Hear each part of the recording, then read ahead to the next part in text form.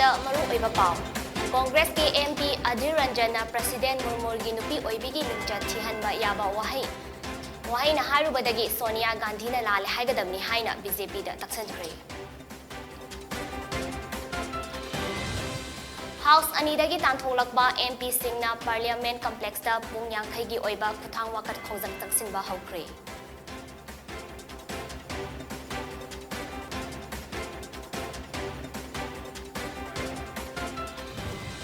India दा हौकिबा पुंग कुनमरी असिदा नौना कोविड-19 positive ओइबा मियोय लिसिंग कुन चमंगा यांखैतरे थिंगनख्रे मियोय निफु Marina लेखिद्रे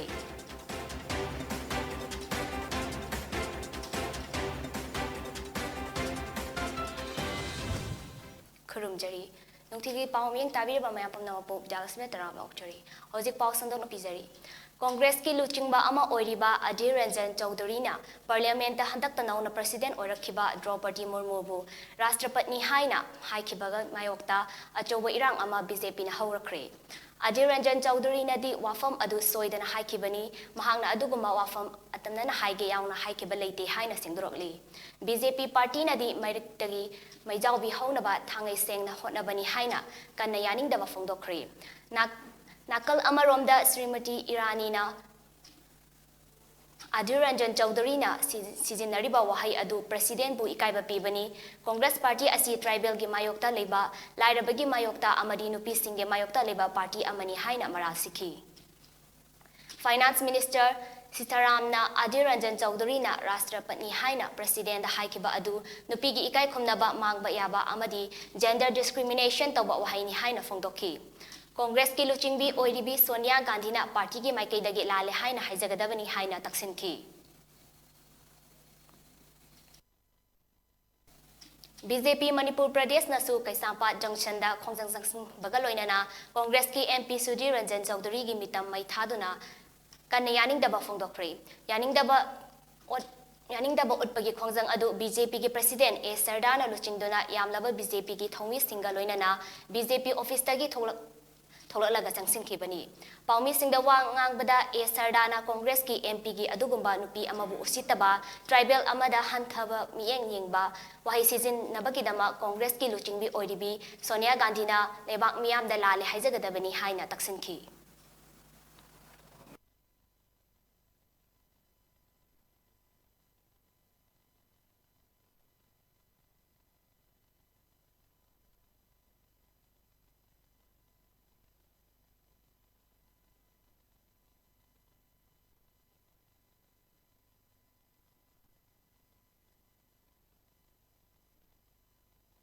अदुगुंबा ST women schedule tribe ओइबा schedule tribe की community बु इकाई कुमनबा उत्तबा अदुगा लोइनना नुपी सिंगबु इकाई कुमनबा उत्तबा लोइनना लाइरबा प्रजा अमबु उसित थवइदबा अदुगुंबा इकाई कुमनबा उत्तबा अदुगुंबा इंडिया नेशनल कांग्रेस की हैनबी अदो मधु भारतीय जनता पार्टी ना कंडेम तवी लोइनना मखोइना मधु एपोलॉजी तौगदबनी हाइबसे मसी भारतीय जनता पार्टी की साइड तगी अकोइना डिमांड तौरी लोइनना अकोइ हाइरिबा अदुगुंबा द्रौपदी मुर्मू जी की मतंगदा राष्ट्रपति की मतंगदा मखोइना ngangiबसिगा मरी लेनना सोनिया गांधी अदुगुंबा इंडियन नेशनल कांग्रेस की लीडर ओइरिबी महाक नुपी मसामक अदुगुंबा हाइरिबा मतंग असिदा महाकिसु अकोइ माकना एपोलॉजी तौबा मा अकोइना डिमांड तौरी हाइबसि हाउस की मनुंगदा चरांगना बथोहंदुना अपन मपीबगीदमक नोंजू मिफमदगी तांथोख्रबा राज्य सभा के MP कुन अमदी लोक सभा के MP मरीना पार्लियामेंट कॉम्प्लेक्स ता लेबा गांधी की मितम मनाक्ता पुंग यांखै खुथांगदा वाकत खोंजंग संगसिनबा हौख्रे तांथोलखरबा राज्य सभा के MP सिंह अदु तृणमूलदगी तरेत DMK की तरुक तेलंगाना राष्ट्र समिति TRS की अहुम communist party of India Marxist की अनी अमदी communist party of India CPI अमसुंग आम आदमी पार्टी AAP की अमममनी अदुगा मरी अमना लोक सभा की कांग्रेस MP सिंहनी मखोई सिंह असिना पोचोय की ममल हेंगलपा थबक फंगदबा अमदी GST मरमदा हाउस ना खनगदबनी हाइना हाउस मनुंगदा खोंजंग संगसिनबगीदमक तांथोलकपनी हाउस की मेंबर सिंगी अनिंगबा अपांबा मनिंगतमना फोंदोकपा याबगी हक पियु मोदी लेंगाकना सिंगनादुना डेमोक्रेसी की मसक थिहले हाइना MP सिंह अदुना फोंदोखी ꯈꯨꯗꯥꯡꯗ ꯆꯪꯁꯤꯜꯂꯤꯕ ꯋꯥꯀꯠ ꯈꯣꯡꯖꯪꯗ ꯅꯦꯁꯅꯦꯂꯤꯁ ꯀꯣꯡꯒ꯭ꯔꯦꯁ ꯄꯥꯔꯇꯤ ꯑꯃꯗꯤ ꯖꯔꯈꯥꯟ ꯃꯨꯛꯇꯤ ꯃꯣꯔꯆꯥꯒꯤ MP ꯁꯤꯡꯁꯨ ꯁꯔꯨꯛ ꯌꯥꯒꯅꯤ ꯍꯥꯏꯔꯤ꯫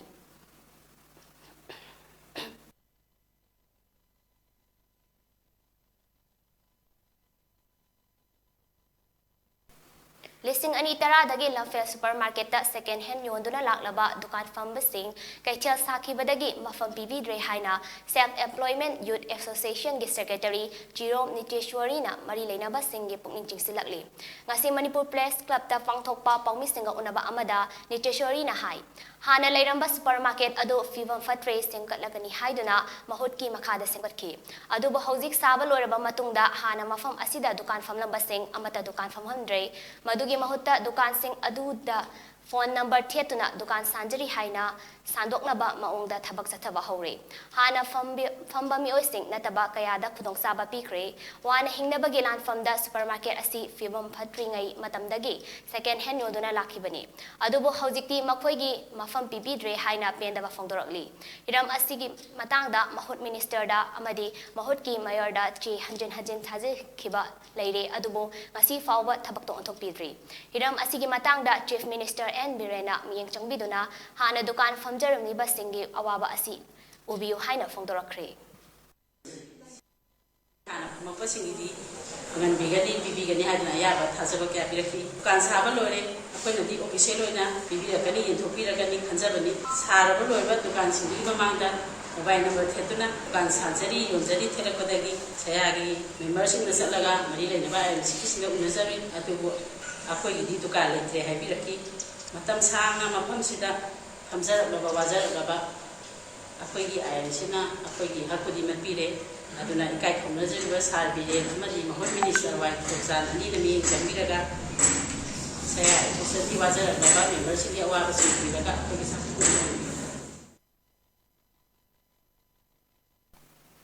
ꯄꯧꯔꯥꯕꯤ ꯂꯥꯏꯅꯤꯡꯊꯧ ꯄꯨꯊꯤꯕ ꯀꯝꯃ꯭ꯌꯨꯅꯤꯇꯤ ꯍꯣꯜꯗ ꯀꯣꯚꯤꯗꯀꯤ ꯍꯤꯗꯥꯛ ꯀꯥꯞꯊꯣꯛꯄꯒꯤ ꯊꯧꯔꯝ ꯄꯥꯡꯊꯣꯛꯄꯒ ꯂꯣꯏꯅꯅ ꯍꯥꯔ ꯌꯦꯟꯊꯣꯛꯈ꯭ꯔꯦ꯫ ꯀꯣꯚꯤꯗ-19 ꯖꯣꯏꯟꯠ ꯇꯥꯛꯁ ꯐꯣꯔꯁ ꯄꯧꯔꯥꯕꯤꯅ ꯁꯦꯟꯗꯨꯅ ꯉꯔꯥꯡ ꯄꯥꯡꯊꯣꯛꯈꯤꯕ ꯀꯣꯚꯤꯗꯀꯤ ꯍꯤꯗꯥꯛ ꯀꯥꯞꯊꯣꯛꯄ ꯑꯗꯨꯗ ꯆꯍꯤ 12ꯒꯤ ꯃꯊꯛꯇ ꯂꯩꯕ ꯃꯤꯑꯣꯏꯁꯤꯡꯗ ꯐꯥꯔꯁꯠ ꯗꯣꯁ, ꯁꯦꯀꯦꯟꯗ ꯗꯣꯁ ꯑꯃꯁꯨꯡ ꯄ꯭ꯔꯤꯀ꯭ꯋꯦꯁꯟ ꯗꯣꯁ ꯀꯥꯞꯈꯤ꯫ ꯍꯤꯗꯥꯛ ꯀꯥꯞꯊꯣꯛꯄ ꯂꯣꯏꯔꯛꯄꯗ ꯈꯨꯟꯖꯥꯁꯤꯡꯗ ꯌꯨꯔꯤꯌꯥ ꯍꯥꯔ ꯕꯦꯒ 200 ꯌꯦꯟꯊꯣꯛꯈꯤ꯫ ꯁꯨ ꯅꯣꯝꯂꯒ ꯍꯤꯡꯖꯕ ꯈꯨꯡꯒꯪꯒꯤ ꯃꯤꯌꯥꯝꯒꯤꯗꯃꯛ ꯌꯨꯔꯤꯌꯥ ꯕꯦꯒ 200 ꯄꯤꯕꯤꯔꯛꯈꯤꯕ ꯃꯔꯤ ꯂꯩꯅꯕꯁꯤꯡꯕꯨ ꯊꯥꯒꯠꯄ ꯐꯣꯡꯗꯣꯛꯈꯤ꯫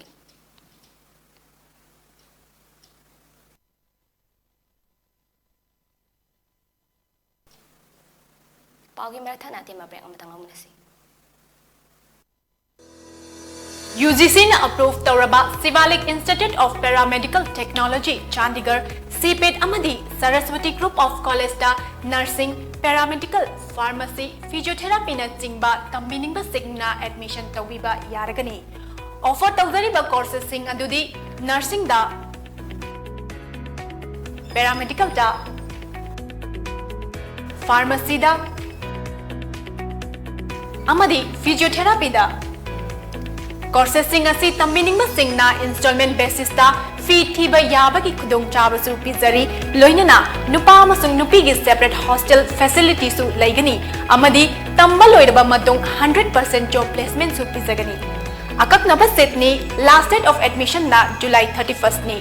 ꯑꯀꯨꯞꯄ ꯃꯔꯣꯜꯒꯤꯗꯃꯛ ꯑꯩꯈꯣꯏꯒꯤ ꯃꯣꯕꯥꯏꯜ ꯅꯝꯕꯔ 9915337280 ꯑꯃꯗꯤ 9501189248ꯇ ꯀꯣꯜ ꯇꯧꯕꯤꯔꯛꯎ꯫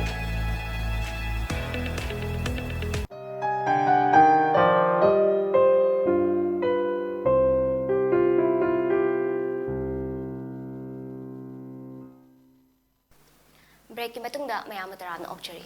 ꯍꯧꯖꯤꯛ ꯄꯥꯎ ꯃꯈꯥ ꯄꯤꯖꯔꯤ꯫ ꯆꯤꯐ ꯃꯤꯅꯤꯁꯇꯔꯒꯤ ꯍꯛꯁꯦꯜꯒꯤ ꯀꯥꯔꯗ ꯁꯥꯕꯒꯤ ꯊꯧꯔꯝ ꯑꯃ ꯃꯣꯙꯨ ꯑꯃꯁꯨꯡ ꯁꯅꯥꯍꯟꯕꯤ ꯃꯦꯃꯣꯔꯤꯌꯦꯜ ꯇ꯭ꯔꯁꯠ ꯄꯧꯔꯥꯕꯤꯅ ꯁꯤꯟꯗꯨꯅ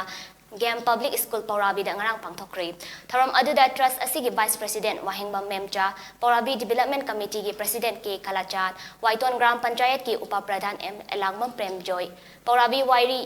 ꯇꯦꯖꯄꯨꯔ ꯅꯨꯡꯒꯣꯏ, ꯍꯨꯏꯗ꯭ꯔꯣꯝ ꯁꯣꯝꯕꯨꯡꯅꯆꯤꯡꯕꯒꯤ ꯈꯨꯟꯖꯥꯁꯤꯡꯁꯨ ꯁꯔꯨꯛ ꯌꯥꯈꯤ꯫ ꯊꯧꯔꯝ ꯑꯗꯨꯗ ꯆꯥꯎꯅ ꯃꯇꯦꯡ ꯄꯥꯡꯕꯤꯔꯛꯄ ꯏꯝꯐꯥꯜ ꯏꯁꯠ ꯗꯤꯁꯇ꯭ꯔꯤꯛꯀꯤ ꯆꯤꯐ ꯃꯦꯗꯤꯀꯦꯜ ꯑꯣꯐꯤꯁꯥꯔ ꯑꯃꯁꯨꯡ ꯂꯟꯗꯥꯝ ꯑꯁꯤꯒꯤ ꯂꯥꯏꯔꯕ ꯈꯨꯟꯖꯥꯁꯤꯡꯗ ꯀꯥꯟꯅꯔꯕ ꯁ꯭ꯀꯤꯝ ꯑꯁꯤ ꯐꯪꯍꯟꯕꯤꯕꯒꯤꯗꯃꯛ ꯂꯩꯉꯥꯛꯄꯨ ꯇ꯭ꯔꯁꯠ ꯑꯁꯤꯅ ꯊꯥꯒꯠꯄ ꯐꯣꯡꯗꯣꯛꯈꯤ꯫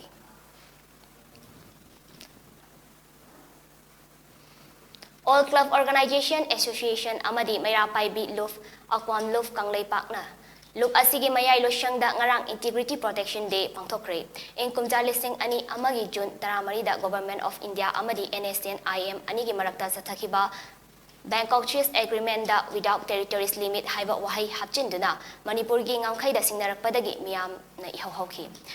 Misi minam yauna changsinkiba khongjang aduna maram oiraga July 23 agreement adugi without territorial limit haiba wahai sing laktokiduna miyamna mai pakiba numitna ekwan lupna Integrity Protection Day haina pangthoktuna lakli. COVID laichatna maram oiraga chahi asigi tangai fadana luk asigi mayai losyangda jamna pangthokibani haina luk asina fongdoroli. Enforcement Directorate ED na West Bengal gi Commerce and Industries Ministry Partha Chatterjee ga naknaba misak ama oiriba Arpita Mukherjee gi mayumdagi lupa kro 18 lakh 40 gi yamnaba senfam gi ka konana KG taru ki sana fakat bangamkhre. School Service Commission SSC gi Oza Singh hapagi thawongda chenabaga mari leinana ngarang ED makhatana thiba humbagi thabak sathabada Arpita Mukherjee gi Kolkata gi Belgaria Town Club ta leba mahaki flat tagi yamlaba senfam amadi sana fagat pangam kibani hairi banki mioi singi mateng yauna amadi paisa thinaba machine mari season naraba fawbada senfam adu yaman bana ngasi ayuk pung mga makai fawba paisa thibagi thabak sathaki lamgi pata sana gi biscuit city sing amadi Chandi Kayasu Idina mahaki flat asidagi fagat ki hairi tungda ED Assistant Directorate Vipur Harsna mahaki flat adu thingzanki.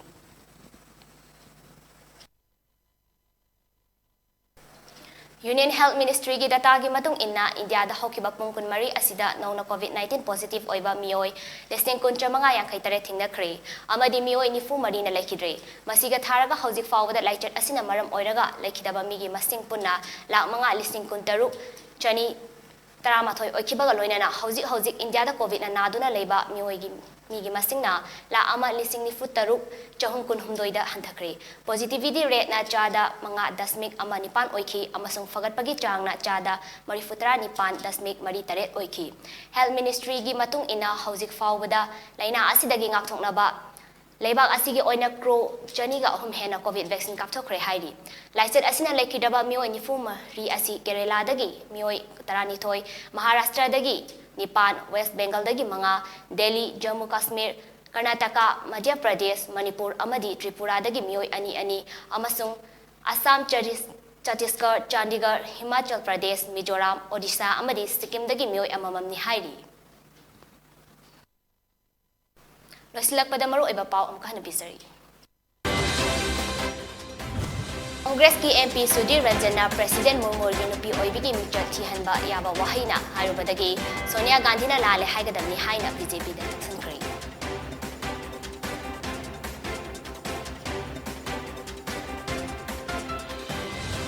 House anidagi tantholokpa MP Singh na Parliament Complex da pungyang khaigi oiba khuthang wakat khongjang sangsin ba hokri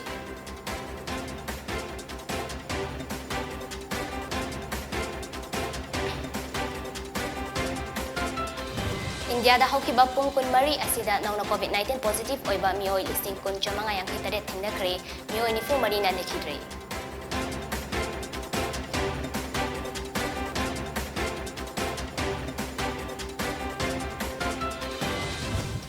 Nungtilgi poni news mi yang tabir myam pona po BIDYALAXMI na amkhana khurumsari